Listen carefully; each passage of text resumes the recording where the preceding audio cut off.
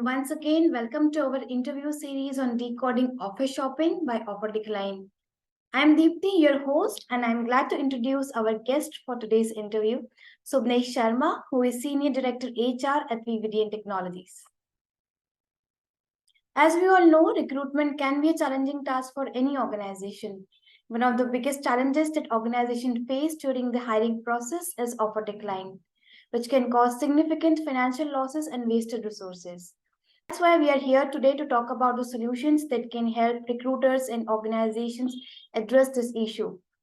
OfferDecline has developed a platform that allows recruiters to share information about candidates who have previously declined offers. By doing so, recruiters can run a check on potential candidates before making an offer and prevent them from taking recruiters for a ride. This platform can help recruiters save valuable time and resources and improve the efficiency of the recruitment process. I'm delighted to have Subnesh with us today to discuss on this important topic.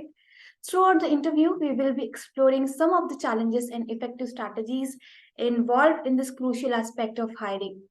So before we move to this deep conversation, I would request Subnesh, could you please tell us more about yourself and your journey in the industry? Thank you so much, Deepthi. I started my journey in the technology trainings initially and later on migrated into HR. So first 4 years typically into training wherein I trained people on the technology. Java, I believe most of the people would be knowing. I've trained more than 4,000 plus people on Java technology. Later on, did my hands dirty on Microsoft Server, SQL Server, Microsoft Windows Server, not server even, Windows Server. That time, I think it was 2008, which was launched long back. And started developing my interest into HR. There were a couple of engagement wherein I explored on analytics aspect, moved into compensation strategies, worked on multiple projects on HRBP, HR analytics, compensation, PMS, whatnot. Almost 7 years I invested there in learning different aspect of HR and moving into my career also. In the current role, I am managing 11,000 plus employees across globe, wherein I am primarily responsible for HR operations, HR business partnering, compensation benefit resource management, and also taking care of talent management related stuff in collaboration with talent acquisition team managed by one of my colleagues and talent development team. So this is how my career is in the last 17 years. I have completed my BSc biology, and then because of my interest, I moved into computers. I completed my MCA. I was pretty much keen to learn law, so I completed my Bachelor of Law also. I did post-graduation in environmental law because something I wanted to do on environment side, right? Green energy, right? That kind of stuff. So I was pretty much keen, so I did that. Later on, I completed my executive MBA from Accelerate, and I did a small engagement on international business from Symbiosis as well. So number of things I did on that side. I wanted to explore, learn about it, so I was pretty much keen, and I did that. So that's how my journey is so far on academic and professional aspect. It's wonderful. You really have a very interesting journey in whether it is in your education or your professional background. So there are a lot of diversities there, and I'm sure you are enjoying it very well. Let's get started and learn more about how recruiters and organizations can overcome this challenge of offer decline. So here is my first question for you. So how do you approach negotiations with candidates who have multiple job offers on the table? Yeah, quite tricky question. I think one solution is not there, right? Because you need to understand what your candidate is looking for. In this current competitive market scenario, wherein almost everybody is ready to offer what we are offering more than that, it is difficult to find out who is the right fit and how to ensure the person is going to onboard you, right? In that case, as I mentioned, right, there is no direct solution to it. You need to evaluate. So when when you're talking to the candidate, at that time you need to identify what will work, what will not work. So easiest thing is to find out during that conversation, you try to find out what is their interest area, what is their preferences, what motivates them. Is there anything which you can do, right? Apart from what is your standard offering. At the same time, you do not forget that your competitors are also ready to throw money to them, Yes. right? So then somewhere you need to draw your line, but at the same time, you can see what you can stretch, what you cannot stretch. Now, since you have already handpicked or you have already identified what will work with this candidate, what will not work with that candidate, accordingly, you should customize your package. And it should not be only money, right? It should be certain perks, it can be certain advantages. Companies are offering work from home, companies are looking for hybrid model, whatever works for your industry and your organization. I think that customization is needed to influence and ensure that candidate is ready to accept your job offer. Great. So here, I would like to know one more thing here. It's like being in IT industry, it is like very cutting edge competition, and hiding the candidates, or especially for the technologies who are on the high demand. But as your current organization, VVDN Technologies, is into IT and manufacturing as well, right? So how things happen in this manufacturing industries? So the cases are similar, or what are the main reasons or the key reasons where candidate go for this offer shopping for these manufacturing segments? I'm keen to know. Sure, sure. So I'll give you a little bit understanding about organization first, so that you have broad knowledge what we are into. So VVDN as an organization is premier ODM, right? Original design manufacturer, right? So premier ODM out of India, taking care of all sort of world-class, challenges, introducing and bringing and building, manufacturing world-class product. That's the introduction about VVDN as an organization. Having said that, it has three different segments of population. One who works only on the software aspect, which are typically cloud or IT industry related, right? For this kind of set of people, right? What you said is making sense, wherein they have shopping scope a little more. Reason being is because there are a number of companies who are dealing in that segment and they are ready to offer whatever is needed, right? And then there is a separate segment which is not exactly IT, not exactly manufacturing. It is electronics design, right? And this segment is having a very less amount of population pool. It means the number of opportunity to offer shop is higher. Yes. Right, because the resource pool is less. Right. So this is another segment which we are into. And the third segment is manufacturing, core manufacturing segment, wherein resource availability or resource scarcity is not a challenge much. Right. The reason being is because in most of the cases, you will be working with very junior scale people which are available in the market easily. Only thing is their training, their grooming is something which we need to pay attention, because their small mistake will cause a big result to us, right? Loss to us. So I think yes, I agree. Competitive, highly competitive offer shopping scope is much there. Yeah. In electronic design and electronics development segment, it is very much there because the resource pool is limited. Yes. And the manufacturing, it is absolutely okay. We understand, yes, there is a possibility of resource availability. If not today, maybe tomorrow we should be able to do that. That's how the umbrella of technology where we are working, cloud side, networking and Wi-Fi side, 5G even technology side as well as manufacturing side. We are into both the segments.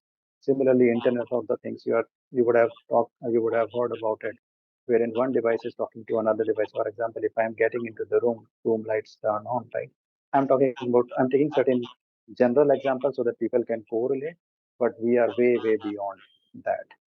Right, our products are very smart. They are highly competitive in the industry. They are working on the niche. We are working on the niche technology. People are thinking about it, and we are working today. That's how the current situation is. Right. So in this kind of environment wherein you are already working on niche technology, And on top of it, offer shopping is happening. Believe me, it becomes a little difficult to manage. So what do we do typically? We need to understand the candidate preference and we need to match it with what we can offer. That's the real-time strategy what we do follow in most of the cases, right? I cannot have a single solution, right? It will never work. What works for IT, it will not work for electronic segment, and what works for electronic segment, it will never work for manufacturing. So we need to find out. And similarly, we have separate teams who are managing those, compensation discussion, negotiations, and all. Yeah, there are certain trainings which we do. We learn from our own mistakes. We reflect on whatever we have done, how we were able to convince, and why we were not able to convince. We do those things and try to find out what is the best negotiation strategy we should follow with the subsequent candidate, and that's how we make it accordingly. Agree. So I think you have covered the answer of my next question almost. The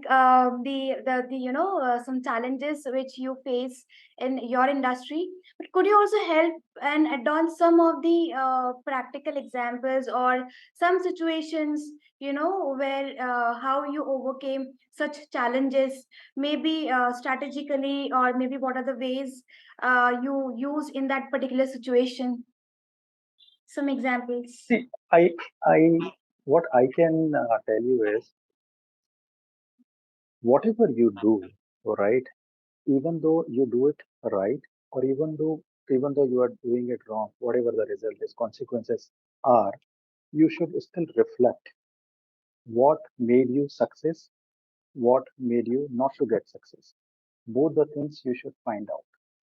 That reflection is something which will allow you to understand more and more success in the subsequent events.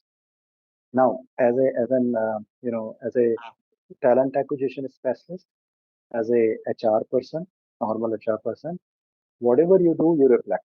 So in our case, what do we do is, certain critical positions which we need to fill in and we were not able to click, we reflect upon, we see that what was the reason why we were not able to get. There are certain, say for example, if somebody is looking for money and you have a limited budget, you cannot throw money, right? It's not possible for you because you don't have budget.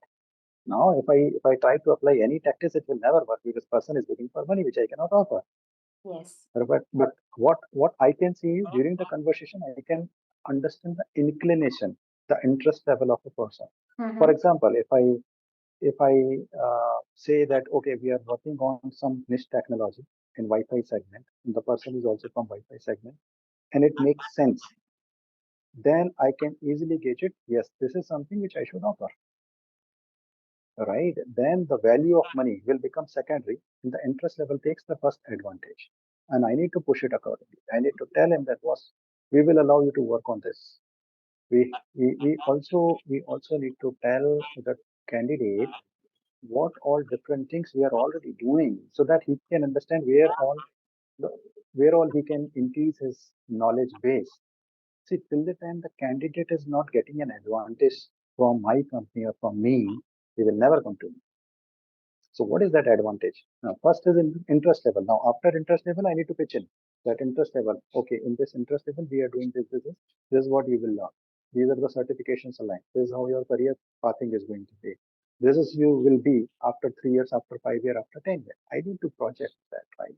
This should be done although with all the cases. But yeah, what I'm saying is, I'm giving an example to address this. This is how we do. If we are not able to click, we reflect upon, we sit together, all 4 or 5 people, right, team, core team, sit together, and we understand why this decline happened and what is the probable reason. Most of the cases we are able to gauge, but there are certain people, candidates are equally intelligent. They don't allow you to gauge it, right? They become very neutral, no expression on the face. Yes. It's really difficult to gauge whether this thing was not appropriate for them or that thing was not appropriate. Maybe, I don't know whether money I offered is not enough for that person or not. At times they are having blank face. Now, since it is a blank face, no expression, no gesture, no indication, you are also equally clueless, right? So the only way is, you can engage them into conversation, try to find out a conclusion level. Yes. Then only you can do something. So what I feel is, reflection is critical. Find out their interests, You should also let them know what is the urgency under their interest level, what is the urgency you have from the company point of view, what work culture you have, right? So these things will help you to identify easily that yes, something can be done, something cannot be done, and on top of it, it will allow you to overcome in the next subsequent event. Yes. I agree. Absolutely. So, yes, this is really interesting. So my next question here is, how do you handle the situations when the candidate decline the offers at the last minute? Maybe, a week before joining, or maybe when the person has the joining, and you get the HR team get a call that, sorry, I cannot join, or maybe the person is not answering the call. So how do you handle these situations? I think it is a real-time problem, right? OfferDecline. That's why this platform is also coming up, right? Yes. It's a real-time problem. So now there are two possibilities. Possibility number one is that you show your anger, you throw your thoughts, you shout at somebody, and it is not going to give you any result. And the second positive approach is you try to understand why it had happened. Now, the first question you should ask is, were you competitive during your negotiation? You reflect upon them. Again, I am saying reflect upon. Were you competitive? If you would be competitive, believe me, you would have got this candidate today joined in your organization. Since it did not happen, please talk to the person, stay calm, stay composed, understand from that person what caused. There are possibilities wherein person is not joining your organization because of one or other reason. Can be addressed. And what are the possibilities to address and ensure this person joins after 2 days, after 1 week, after a month or so? Till the time you are not supporting this person or this candidate, you will never get to know. Just by raising your hand, okay, candidate did not join, I cannot do anything, I need to rehire, that will not solve the problem. We have seen a couple of cases also wherein the person has declined just before the joining, but when we spoken to them, we addressed their concern and they joined. So if I would have shown my approach number one, I would have lost that candidate also. What I did is, we stayed calm, we spoke to the person, understood their concern, fixed the problem, and the person is with us. So what is to be your approach in such kind of scenario? First is you understand where you were lacking, and then talk to this candidate also to understand if something can be done still. What if somebody has thrown big amount of money last night and this person has taken a decision? You cannot do that. Then you need to find out an alternate option, right? And this normally what happens is nowadays, I think from last 2 to 3 years, we all are facing the similar situation, right? Wherein candidates are declining 1 day earlier, 2 day earlier, even for that matter, on the same day also. So there is always a backup offer. Right. So this backup offer should be invited in that case. And this is industry-wide practice. I'm not saying this we are doing alone. It's an industry-wide practice. Every recruiter is having one or two, backup offers for a set of profiles, similar set of profiles. It's not one-to-one. It's like 2 or 3 people, one backup is there. 2 or 3 people, one backup is there. That's how it is happening across the industry. I think that's how you can manage it by showing your anger, showing your bad face, or high tone is never going to resolve anything. It's a loss to you. It's a loss to reputation of the organization, and the brand image will get a dent. Unnecessarily, there will be a big fiasco, right? So to get rid of those things, it is better that you should stay calm. You focus on what is really needed, talk to the candidate, understand the concern, if possible, address it. Believe me, this person will be with you. If not today, maybe tomorrow. And that's how you should do it. Absolutely, I totally agree with this approach, because this is the largest perspective of any situation when candidate declines the offer, because many times candidate also have some genuine reasons or some other things. Yes. What are the key reasons normally you get in this offer decline at the last moment? What are the key reasons which, yeah. Okay, see, typically what we have seen is the majority of the time, I would say more than 50% of the time, it is money which attracts them to go to the next company. Now, if it is money, what you should do, you should see whether the role what you were offering or you were trying to find out a candidate out from the market, do you offer competitively or not? Right. So if benchmarking to be done against that role skill set, please do. That is important. If you haven't done it, it means the result is like this. This is one of the possibility, right? This is one of the reason why candidate go. Another reason is family constraint, and this happens with female candidate little more honestly, right? Because they are having larger responsibility, not only professional side, on personal side also they need to pay attention at home, right?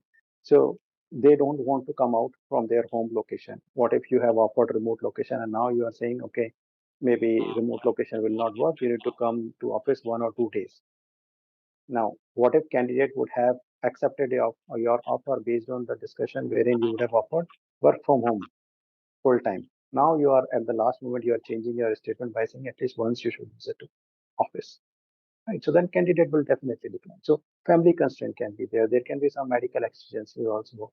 Parents are not well or spouse is not well, kids are not being taken care well. There may be multiple reasons, but what I have seen it so far is in the majority of the cases it is money which is influencing.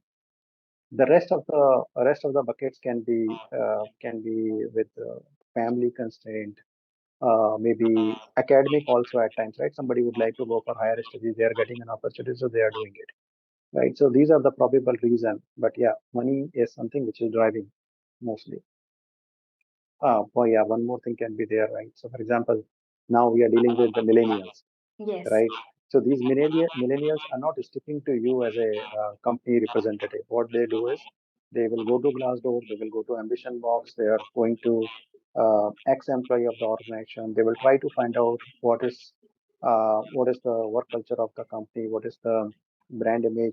They will try to drill more and more about the company where they are going to work, and then come back with certain ideas, certain thoughts. There is only one time opportunity in during the HR round wherein you can dilute it or you can fix it. Yes. If it is not being fixed or diluted during that time, believe me, this candidate will not be with you. So those are the possible scenarios. Can also be there as a decline reason from candidate side. But yeah, money drives most of the cases. Agree. So this is really interesting for me to know, Subnesh, because in my past discussions, I also came across the different reason in the different industries. But today I have got another picture and perspective about this declining offers. So this is really interesting. What strategies have you found to be effective in incentivizing the candidates to accept job offers? See, I think everywhere we should not think of giving incentives, right? Or incentivizing is not a proposition to be offered everywhere, right? So we need to see where we should give, where we should not give, right, accordingly. But yeah, what I believe is as a employee value proposition, right, overall umbrella of proposition, what we should offer first is the work culture, right? During the conversation, you please propose it very clearly. What is your work culture? How your entire hierarchy from top to bottom is working day in, day out. That should be given a fair visibility of the work culture of the organization to be given to the candidate, one of the value proposition. Then you talk about competitive advantages on compensation side. Then you can talk about certain additional benefits. Then you talk about insurance. Then you talk about extended family support. Then you talk about medical care, health care, car lease. There are umbrella of items which can be added under employee value proposition, including their career growth, career pathing. So that's how you can do it.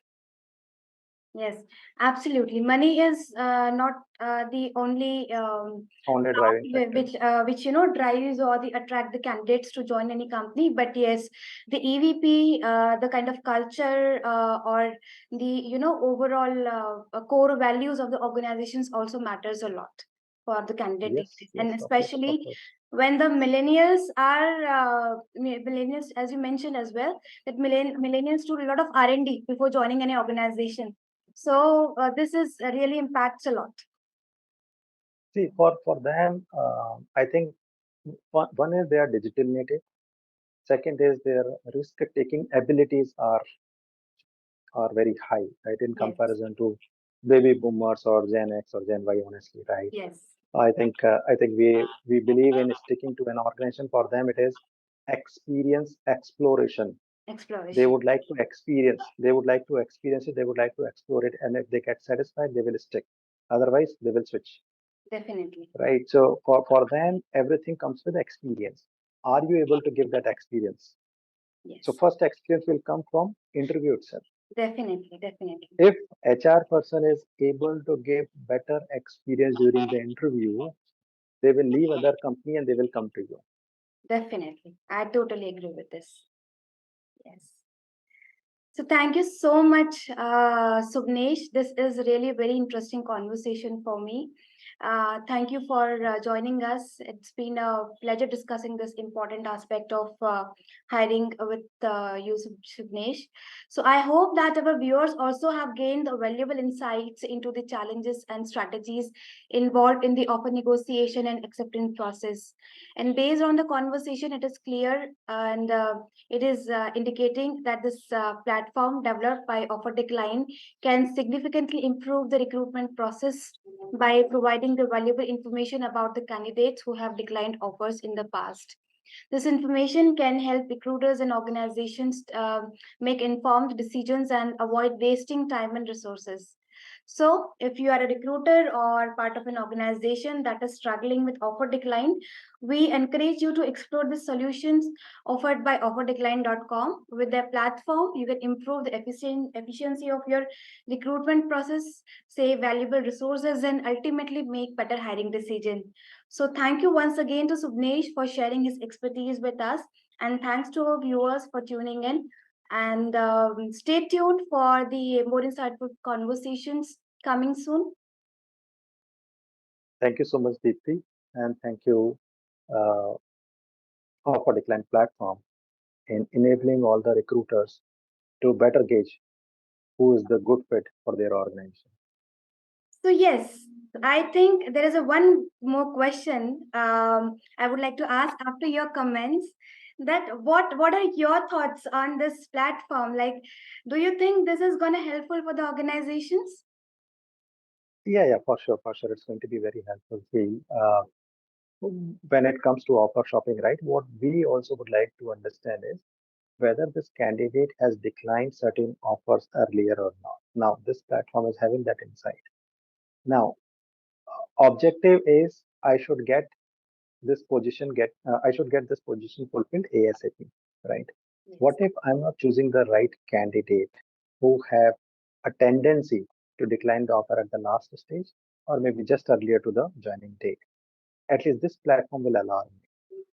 And that's the beauty of the platform, that yes, I'm going to get that insight and I'll be leveraging out of it.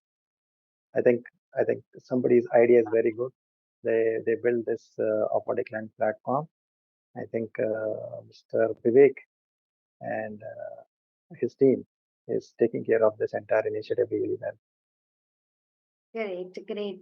So thank you so much, Subnesh, for joining us. And this is really insightful and learning conversation as well, where people got to know about so many things, the strategies and the different perspective of this offer shopping theme. And yes, thank you for joining us.